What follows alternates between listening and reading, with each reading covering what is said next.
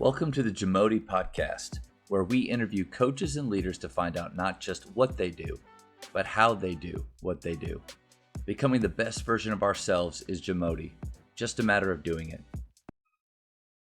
So now with a blue collar basketball, and you're a great player yourself, but what are the non-negotiables in your program or standards? I would say there's three things we talk a lot about, which is I'll rattle them off and I'll unpack each. So effort, um, be a great teammate, and then being coachable. And so what is that? And we really try to actually move effort into a category of just compete. So I think effort entails one thing. We'd rather kids learn how to compete, and I think that's another level of effort that is important for players.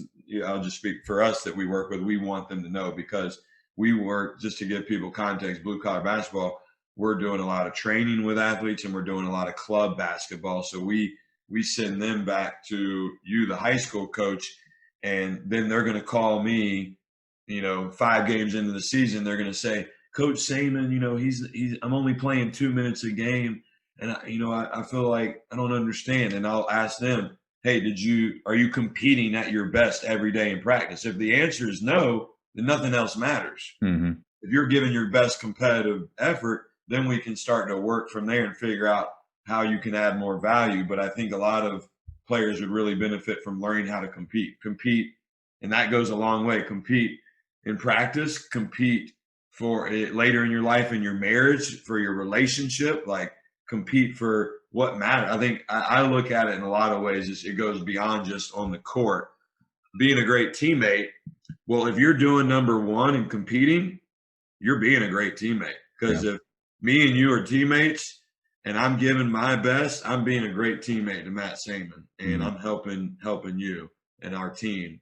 But also being a great teammate, encouraging, we can unpack some of that. But then here, I want to touch on the coachable piece. So I've been talking a lot about this lately. You ever coach a kid and you like give them some correction and critique, and they look at you and they're, yes, sir, yes, sir, yes, sir. And then they go out and they don't do anything you just asked them to do. It's just the yes, sir. Yeah. So their behavior has been trained. They've been maybe well brought up in their house by their parents of being respectful. Yes, ma'am. Yes, sir. No, ma'am. They know how to play the part. Or sometimes I call it, there's a professional Christian of check the box. And I'd rather a kid look at me dead cold, no reaction, even look at me and say, F you, and then go out and do it, what we're trying to get you to do, than yes, sir, and then not do what we're trying to do. Right. Now, I say that jokingly. I don't want them to say F you. And I was actually saying this at practice last night, because we need to kind of reestablish some of our culture and where we're at. But I think that's an important thing for coaches, if coaches are listening, is, don't play the part. Like, I need to know your heart is there and that your mind is there. And so when those three things as the pillars are in place, I think really good things can happen. Now, there's a lot of other things. I think gratitude's a really foundational thing. I think a growth mindset, but we try to operate really simple with those three principles. Yeah, on that last one, I think you have to be careful being okay with the fact that they're respectful and saying yes, sir. But because a lot of times I think you can get your point across and they say yes, sir, and they're giving eye contact and they're an active listener. You feel like they have it, but then as a coach, you can almost turn a blind eye to, well, what is the next action from them? You just kind of, you got to have that follow through to where, all right, we had a great talk, but now what are the actions? Because just that talk is so cheap. The actions have to follow it. And another thing, you've probably read Doug Lamov, who's a master.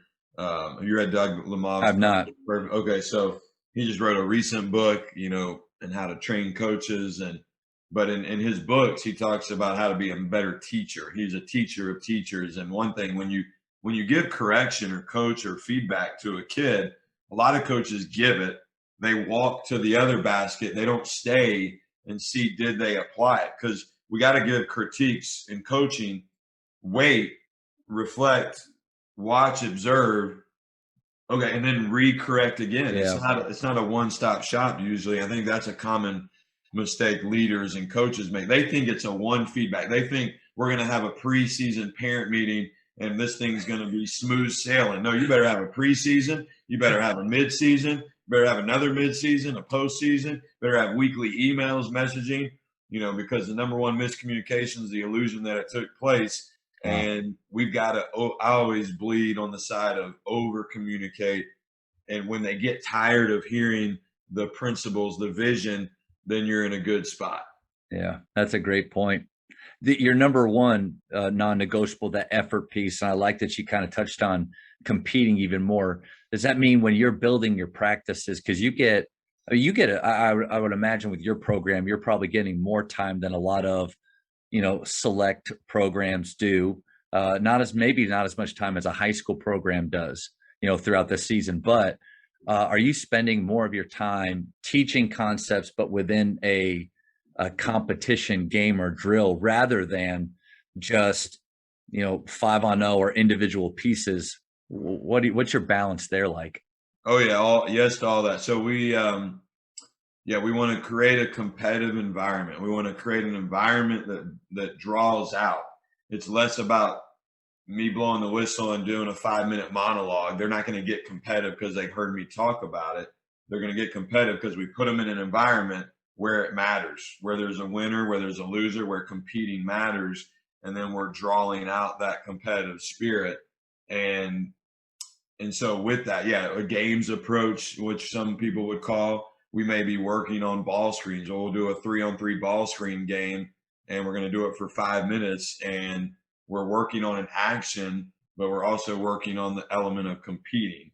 It's like a good gardener isn't a good gardener because they make the plant grow. They're because, and there's a quote to it that I don't have, but they make the environment, the soil rich, the environment of where the plants are going to grow. They make that right, and that environment will grow the plant, not just because you want to grow the plant. So same with kids. We want a very competitive environment where there is a winner and loser, where maybe there is a reward for the winner, maybe there is a I don't want to call it a punishment, but maybe me and you are playing one-on-one and you beat me 12-3. I've got 9 push-ups, or I have 9 sprints. I might have 1 push-up. It's not really about the whatever there is something on the line. Yeah, I think that's healthy. Me and you may be having this podcast interview 5 years from now, and I may have a different truth. That's my truth right now, and we have found that to be a very healthy thing. I would say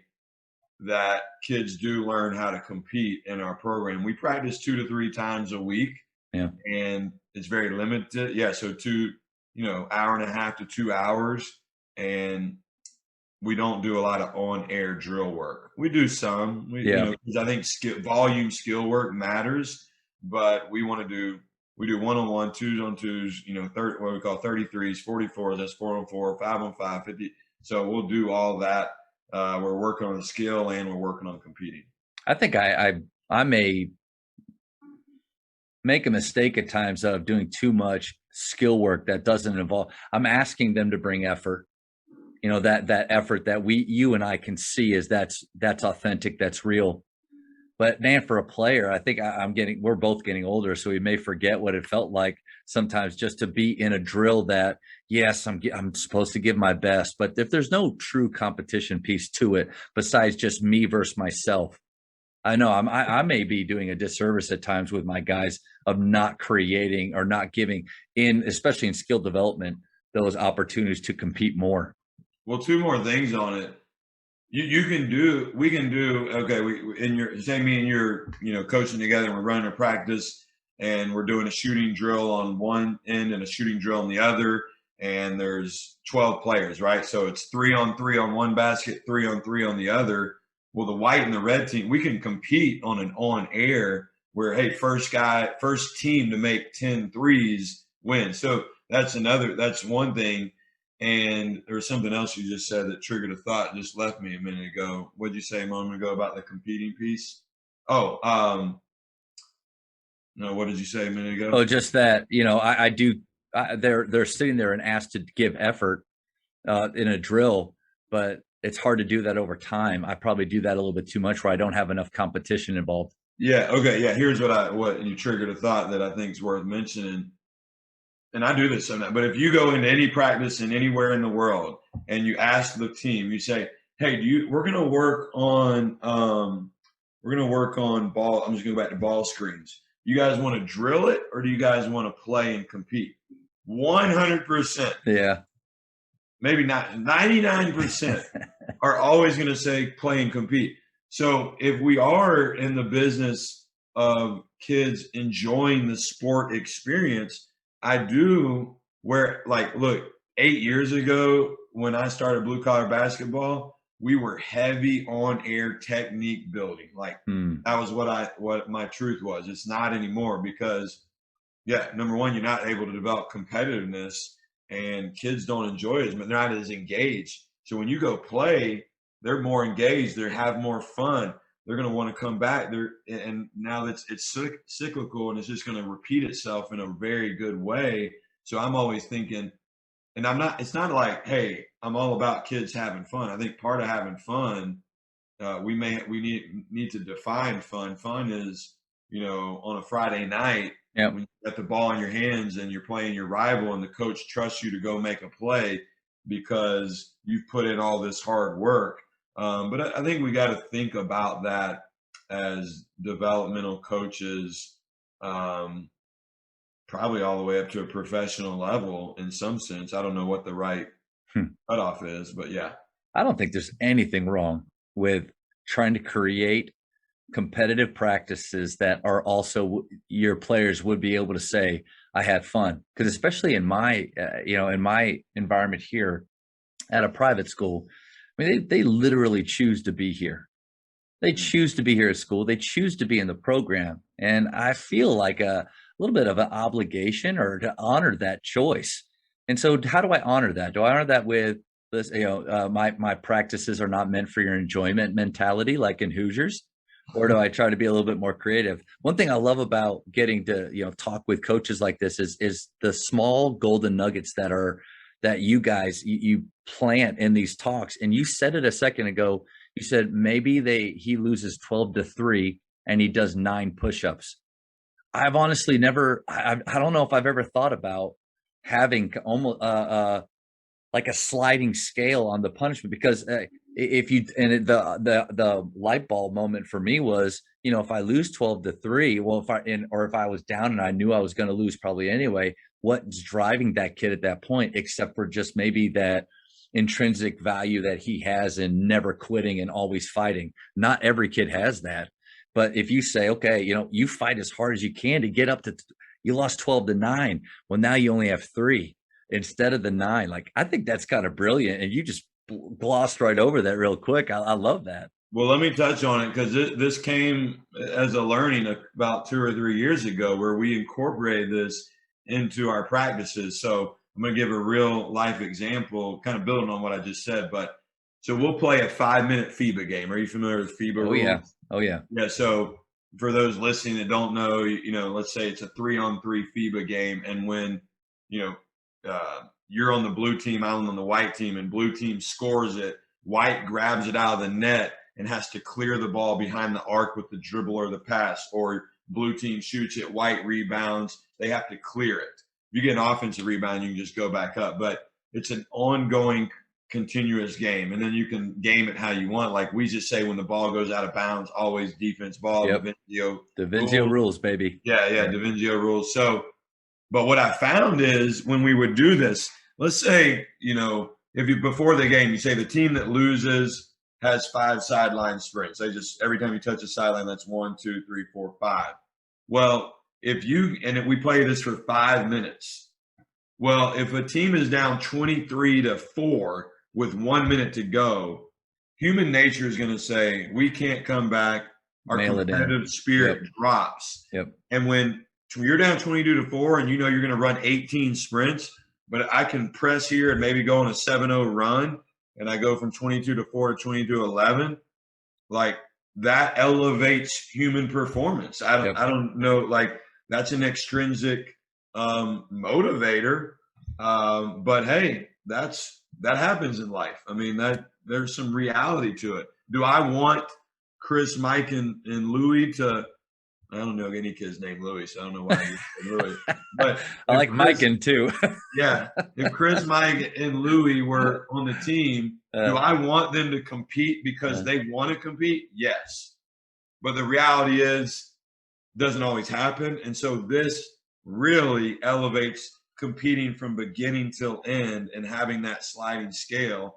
I mean, we just did it last night. Now, you get in trouble. Like we played a game last night where we do 5-3-1 scoring, which I really like. And if you score with no dribble, 5 points. You score with one dribble, 3 points, 2 or more, it's 1 point. And we had a team beat in a 4-minute. We play a 3-on-3 same-sided game where we're trying to work on our fill cuts, work on back doors, quick decisions on the catch. And a team beat them I think it was 38-13, just destroyed them. Well, I'm not going to – we can't run 25 sprints. So we're going to run 13, and then they owe us those later. We'll work those in. But we have found this to be a very effective tool in bringing out competitiveness. I think it's awesome. And I mean, the whole thing that we want as coaches is, no wasted opportunities, right? Like we want it to every second of practice to be meaningful. And there's going to be those games where we're playing a team that at every position, bigger, faster, stronger, more skilled. That's going to happen. And even though we're competitive, we get late in that game, and you just know, do we have enough in us to get all the way back? Probably not. But then, man, because of training this way, we know that we're going to get as close as we possibly can. I think it's huge. Absolutely. Yeah, couldn't agree more. It matters. I mean, if it matters to the coach, I think it matters, and you got to bring it out. Thank you for checking out today's episode. Please take a moment to subscribe to this podcast, share it with your fellow coaches, and find us on social media for what's coming up next on the JAMODI podcast. It's just a matter of doing it.